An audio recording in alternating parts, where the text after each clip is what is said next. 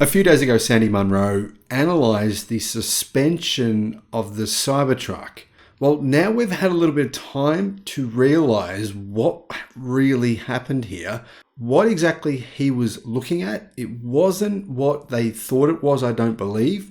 This is what Sandy Munro had to say about this prototype version of the Cybertruck, which will be different. And I'll tell you how it will be different when it actually is produced for the production version in North America.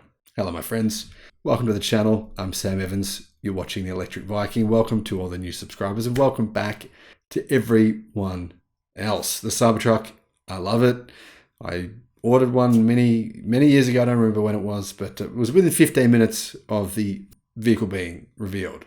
And I am getting a bit excited about it, especially when I see engineers actually have a look at the Cybertruck and talk about the suspension. Now, there's one thing that I noticed here that I don't think anyone's mentioned. The Cybertruck will likely be a more comfortable pickup truck to drive. In particular, probably much more comfortable than almost every single pickup truck or ute, nearly all of them, that you can drive in Australia or Thailand or most places around the world, because most of them use leaf rear suspension. Leaf sprung rear suspension, it's all right. I mean, it's very old school, pretty durable. There was a reason they use it for pickup trucks and utes, because it can carry heavier loads, but not very comfortable. I've owned pickup trucks, utes with leaf sprung rear suspension, and that's what you feel when you drive them. Even the best of them, they still don't handle like a car. Now that's why the Ram 1500 pickup truck has coil sprung rear suspension. Much more comfortable to drive. I've never driven one, but I've heard that from a lot of people, including journalists. So the Cybertruck will have, it appears, coil sprung rear suspension, not leaf sprung suspension. Now, obviously, if you're a tradesperson and you want to load the thing up, I'm not sure how Tesla will be able to get it to rate to a high rating. The Tesla said that the pickup truck bed would be able to carry a lot of weight, a few thousand pounds of weight. I'm not sure how they're going to pull that off with this suspension setup, but to be honest, I don't really care, because I wouldn't be using it to just load up thousands of pounds of weight in the tray.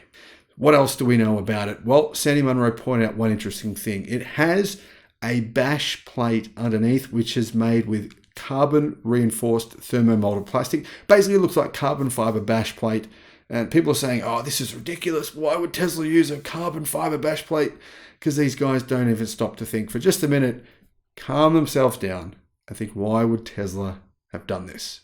Well, it's obviously not a production plate. You would never use a carbon fiber bash plate on a production car. Someone would drive it into a rock and the thing would break straight away. Carbon fiber is great for its strength, but not for its strength when it hits something. Get on a carbon fiber bike, have a crash, you'll see what happens.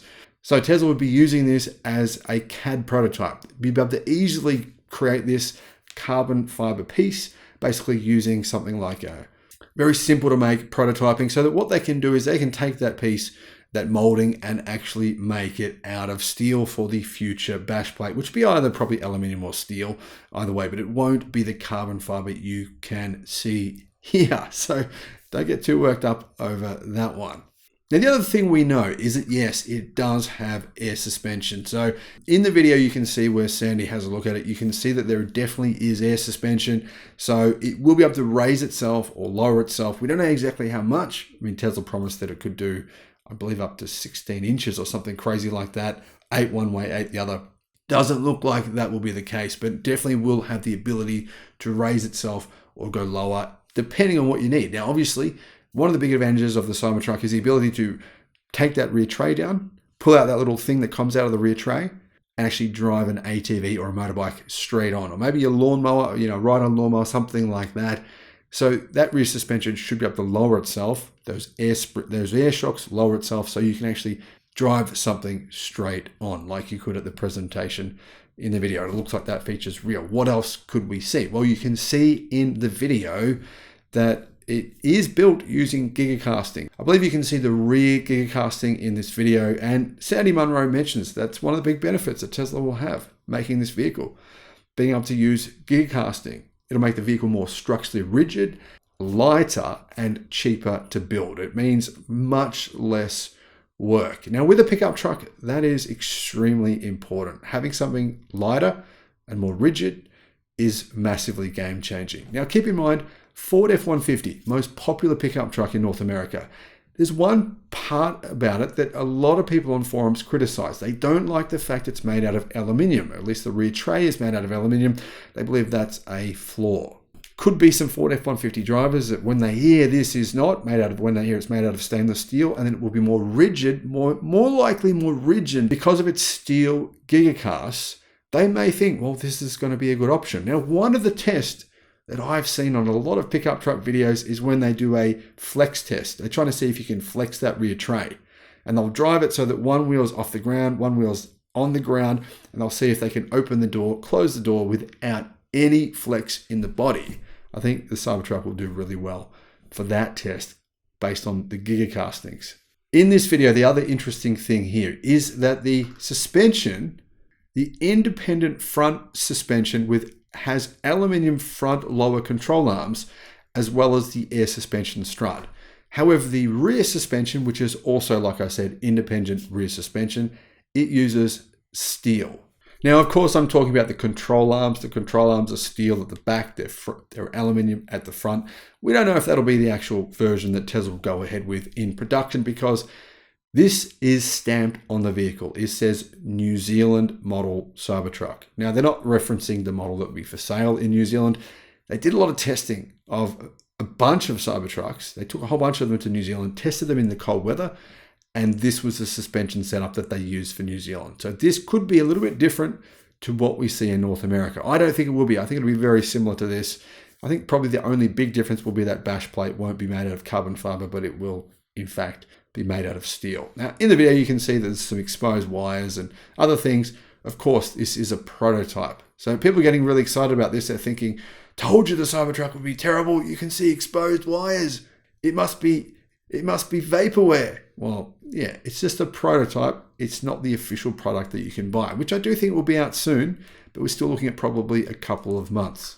So my opinion here is there's two big things, big takeaways here that we can sort of look at and say, these will make the Cybertruck a very impressive vehicle. The independent rear suspension will give it a more comfortable ride.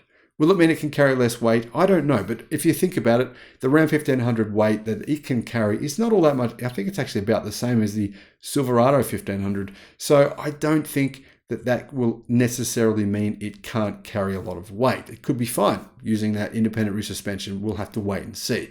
However, it will make the ride more comfortable. So if that's something that matters to you, then that's good news. Now, the other thing I think is important is the gigacasting. Like I said, no one is doing that in this industry, and electric pickup trucks are extremely heavy. Of course, massive battery packs still weigh a lot. Using those gigacasts, that's one way Tesla can make this more drivable, make it more comfortable, and make it more efficient. Using the same size battery, Tesla should be able to get more range to the competition because it will be lighter as a result of gigacasting. Now, if you don't believe me, have a look at the weight of the Tesla Model 3 and the Tesla Model Y versus their competition. Have a look at cars that are about the same size. They're usually around 300, 400 pounds heavier.